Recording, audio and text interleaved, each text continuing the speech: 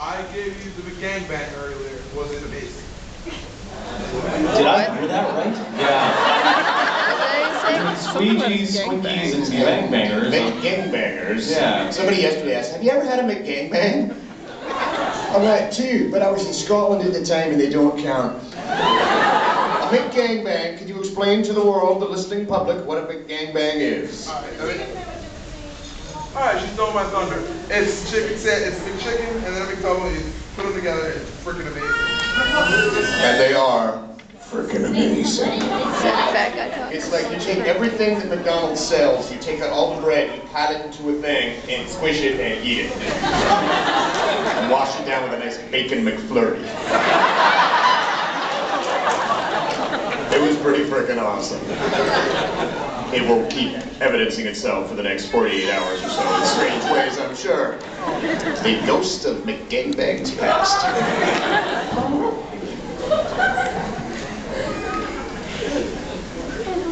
It's not my turn, somebody else's. All right, I'll go. Let's go. Someone up front here, yes.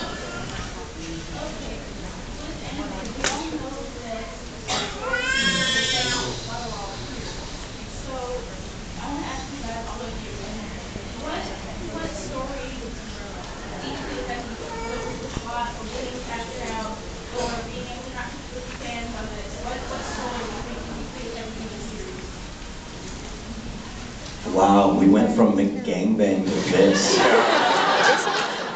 There's diversity in this room, I love it. No. Oh, now I gotta start. Damn. Ooh. Yeah. Ooh. Apparently I have no heart. I have all these stories kind of running through my head, and I can't really pick one. I mean, okay, I'm gonna go out of the anime realm for this, just because I can't settle on one. But even this is kind of silly, but even X-Men Evolution, there's a connection that I had with Nightcrawler, in that, you know, he's a guy that's kind of just trying to fit in and feels like he has to change or alter what he really is just to fit in with the rest of the people that he's, of course, because he's in school for this, right? That he's trying to interact with. And I mean, that's something that we all feel at times, I'm sure. And it's really nice when we can come to, you know, something like this where we can be ourselves and not get ridiculed for it, and in, you know, quite the opposite. We can embrace it and we get praised for being as zany as we actually are. Okay, next.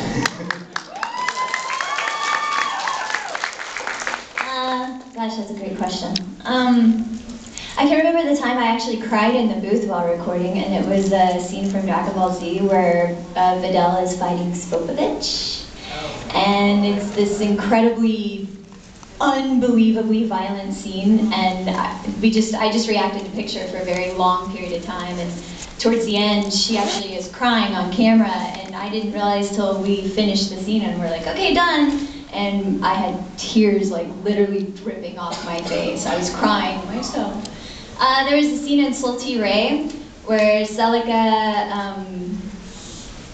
kind of goes crazy and she like knows she's gonna die. And sorry if that's a spoiler.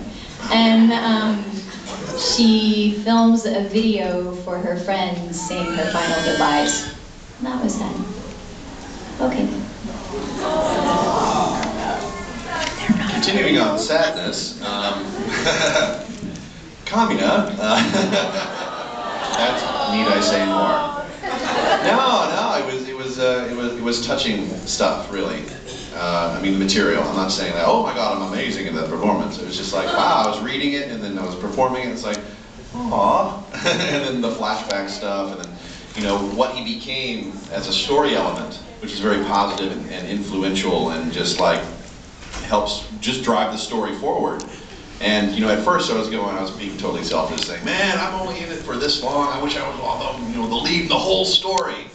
But honestly, looking at the overall picture of it all, it just like, I think he serves his purpose well. I don't think I would change anything.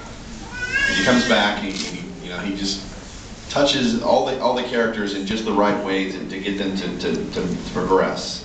You know, so it's like, that was really, really touching. Probably the most emotionally connected I felt to something that I've done. When Lex Luthor's iguana didn't get the crispy cricket. Fed on the McGangbang. My makeup. Oh yes, he choked on a McGangbang. Don't use the words choke and gangbang in the same sentence. I'm sorry, it said Unplugged on the schedule, and that to me means something totally different. It's anime, right? Yeah. The only thing I've ever sort of personally been involved in, and it wasn't until I saw it years later, but for those who followed Dragon Ball Z, I just cried on that one because it hurt. 8 hours reading, same screen, no breathing. On Beast Wars, or Beasties as we had to call it in Canada. The death of Dinobot. The very first convention I ever went to in my life was in Anaheim, California in 1999. And I had been doing cartoons for 10 years then, and I had no idea of any of the impact. It's like, okay, we got this great job, and it's very anonymous. You go to the studio, you do your thing, you go home, you take out the garbage, and you mow the lawn. It's like, bleh. So not only was it the first time I'd ever had, somebody go like, oh my God, but people were coming up to me streaming in tears because they had just finished airing Code of the Hero.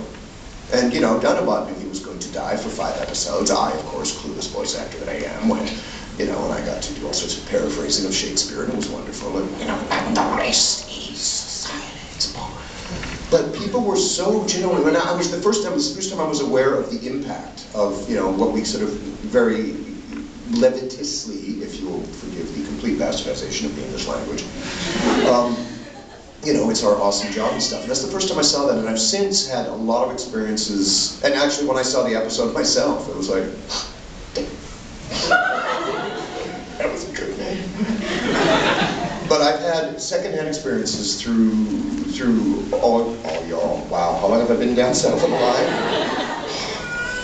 Ewans? That's the I've had a lot of people come up to me and approach me, either parents of people whose kids had been through an amazingly horrific time, either emotionally or physically. Some cases of people who were no longer amongst us, but they said how much solace and strength they found in watching what we very lightly take as this terrifically fun job.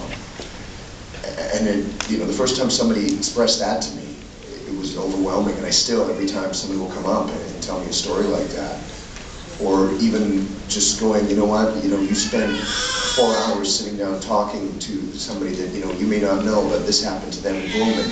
Some woman said to me once, that is the first time that I've seen my little girl smile in 4 years, and, that's something you just don't get every day.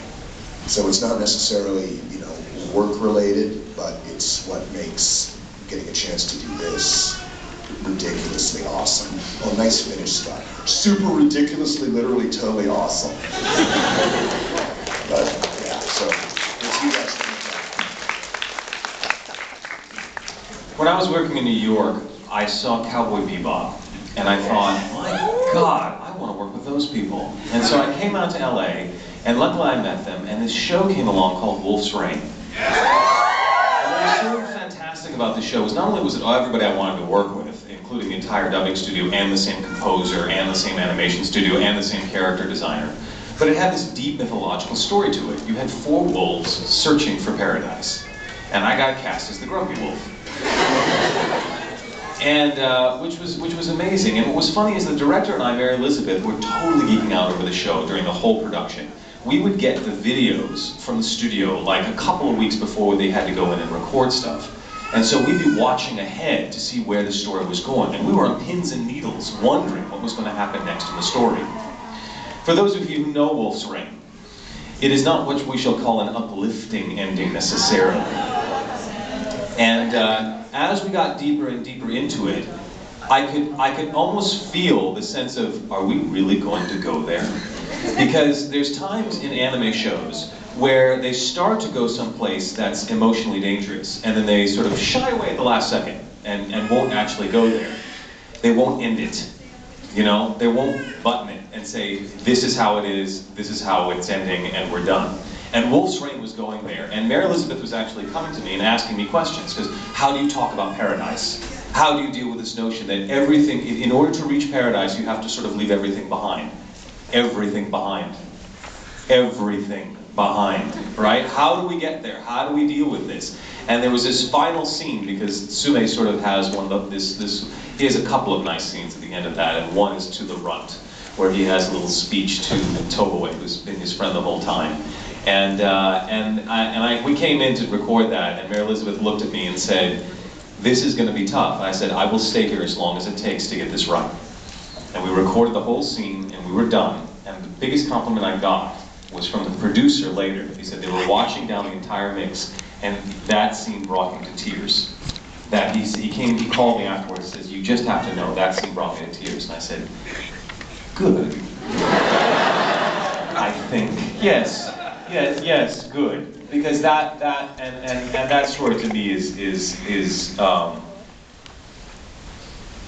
when I talk about anime, when I discuss the idea of freedom in storytelling, when I talk about meaning, watching a show and having it mean something, being able to distill wisdom from it, to say, this speaks to me. James Joyce would call it aesthetic arrest, where you just look at something and go, oh, because it's true.